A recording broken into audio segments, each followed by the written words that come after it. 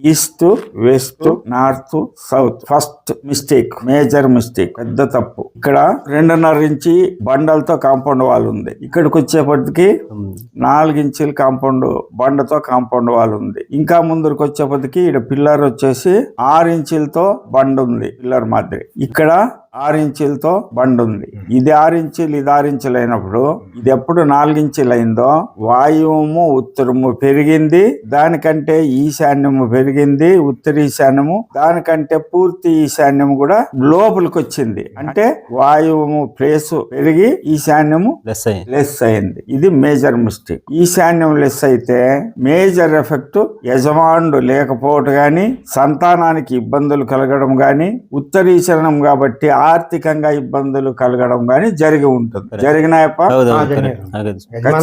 యజమానుడు పోయిడ్చాడు, ఆర్థికమైన ఇబ్బందులు ఉన్నాయి. ఈ వాయువు పెరగడం వల్ల చంచల వ్యవహారం ఉంటుంది.